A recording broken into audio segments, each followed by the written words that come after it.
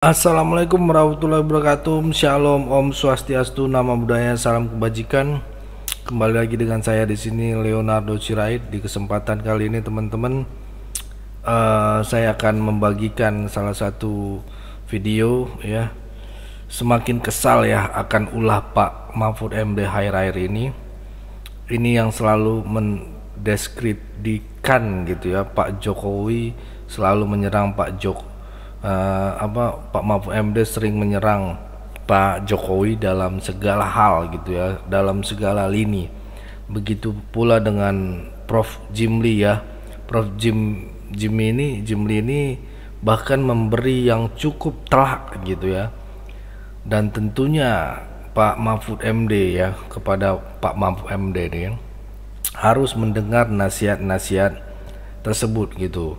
Nah, seperti apa videonya? Langsung aja kita reaksian bersama-sama video berikut ini, teman-teman.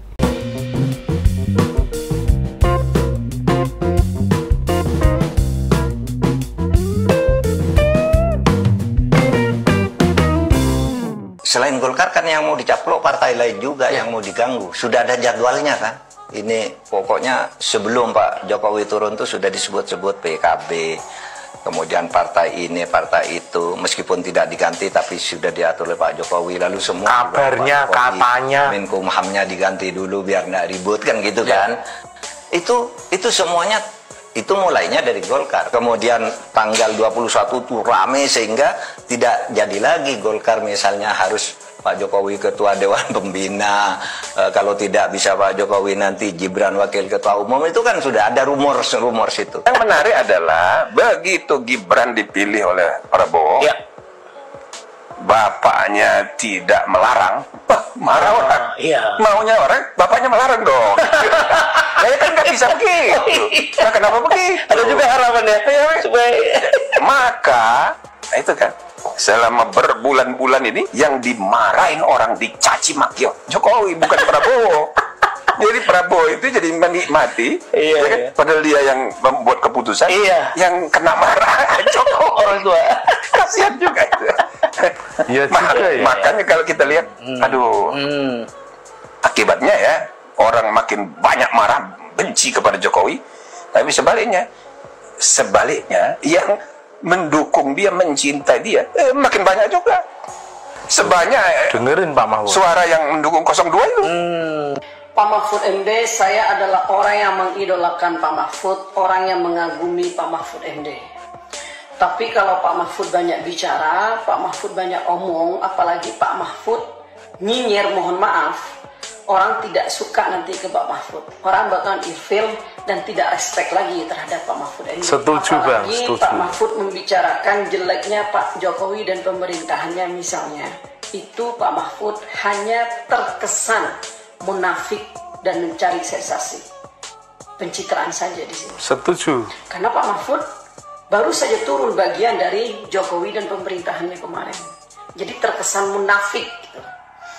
Pak Mahfud juga mengomentari jet pribadi yang dipakai oleh Kaisang.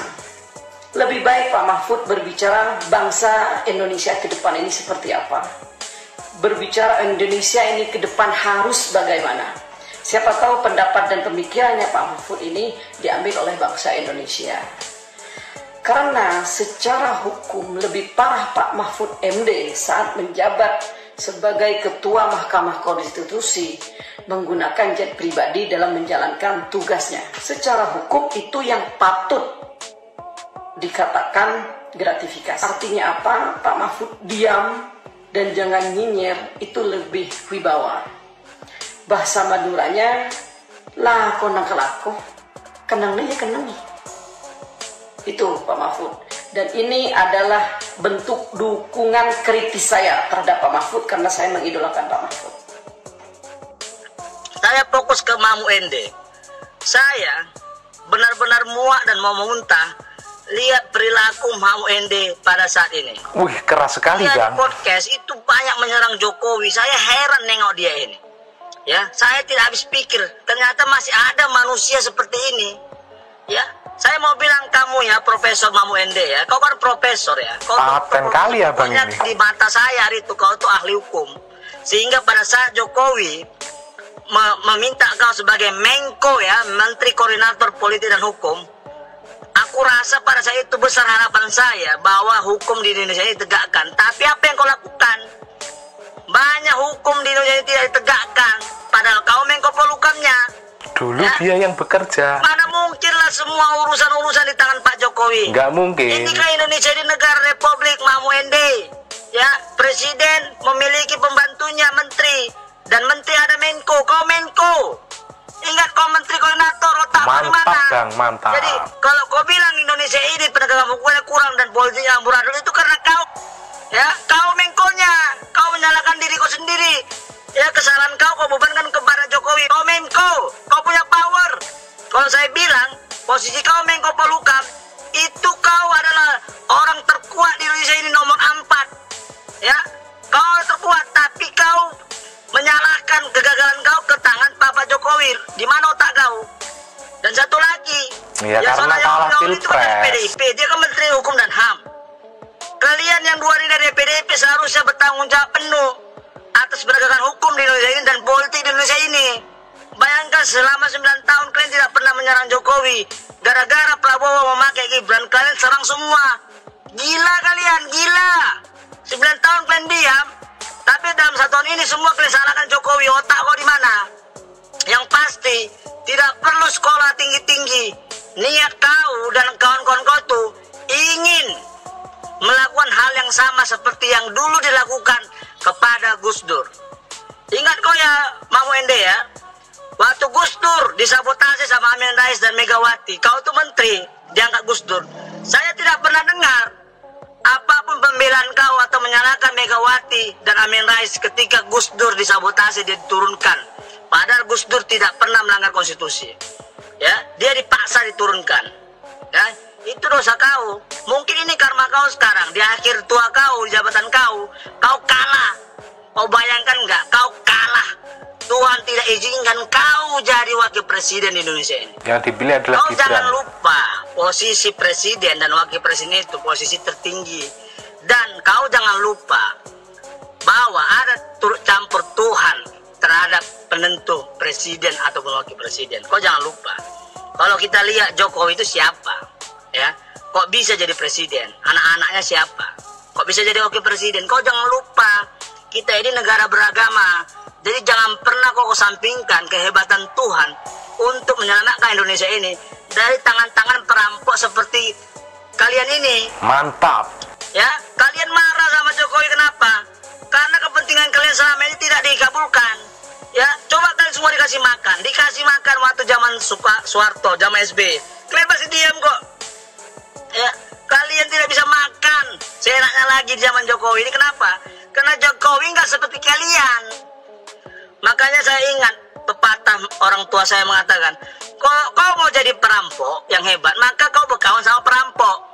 Kalau kau mau jadi petani yang hebat, maka kau berkawan sama petani. Dan Jokowi tidak mau berkawan sama kalian karena Jokowi bukan perampok uang rakyat. Kau paham itu? Ya. Dan Ari Kriting, ya Ari Kriting, kau ngeluh kan? Sekarang kan film kau nggak ditonton, ya. Saya hobi menonton, tapi karena kau dan kawan-kawan kau menghina Jokowi dan menyalahkan Jokowi, dikasih gratis pun aku nggak mau nonton film kau. Ngerti kau, Ari Kriting? Kau lihat sekarang kan? Nah, itu tadi videonya teman-teman ya. Sangat-sangat keren ya gitu ya. Hebat betul Bapak ini, luar biasa ya. Mantap Pak gitu ya, benar-benar mewakili suara kami rakyat yang mendukung dan berterima kasih atas perjuangan Pak Jokowi untuk Indonesia maju ya, semakin kokoh gitu ya semuanya gitu ya. Prof Jimli lebih jenius dari Mahfud MD. Prof Jimli ini akhlaknya sudah disekolahkan kalau menurut saya. Kalau MD ini akhlaknya mungkin belum disekolahkan gitu ya. Dia katanya ahli hukum, tapi waktu jadi Menko Polhukam nggak ada perbaikan masalah hukum. Jujur ya teman-teman, rakyat Indonesia kecewa. Makanya tidak pilih Pilpres kemarin, cuman dapat mungkin 16%. Berarti rakyat sudah muak teman-teman. Ngomongin memperbaiki hukum tapi dikasih posisi di Menko Polhukam itu sangat strategis gitu, tapi tidak ada kemajuan di bidang hukum gitu ya. Itu yang membuat saya sendiri sebagai rakyat jelata agak kecewa teman-teman ya. Jadi nasihat Pak Jimli Profesor yang nyinyir sama pemerintahan gitu ya, ini kena gitu, kena banget. Prof Jim ini memang cerdas gitu ya. Ini orang-orang yang kayak beliau ini yang belum sadar dan tidak melihat kemajuan Indonesia selama dipimpin oleh Pak Jokowi. Saya jadi flashback di zaman Orba ya. Zaman Orba sampai SBY, KKN lebih parah gitu ya. Korupsi di mana-mana, pembangunan tidak begitu maju gitu ya. Zaman Pak Jokowi pembangunan lebih maju gitu. Kalau masalah KKN tidak memang berkurang, nggak begitu ini, tapi paling tidak ada peningkatan gitu ya. Kalau sudah pembangunan dilakukan, ini udah mulai kelihatan gitu. Fasilitas jalan tol dan sebagainya sudah kelihatan gitu pun ya teman-teman ya. Apapun kata mereka terhadap Pak Presiden Joko Widodo, mungkin kalau bisa saya kasih nilai ya, Pak Presiden ini legend gitu ya di dunia internasional. Hanya dua kalau menurut saya ya, Insinyur Soekarno dan yang kedua Insinyur Joko Widodo. Itu is the real gitu ya. Siapa selanjutnya ya untuk presiden legend dunia buat Indonesia ya. Mudah-mudahan Pak Prabowo bisa melanjutkan semuanya dan kita bisa mencapai ke Indonesia emas. Itu aja dari saya teman-teman. Silahkan berikan komentar kalian di kolom komentar. Jangan lupa subscribe dan share video ini. Bye bye.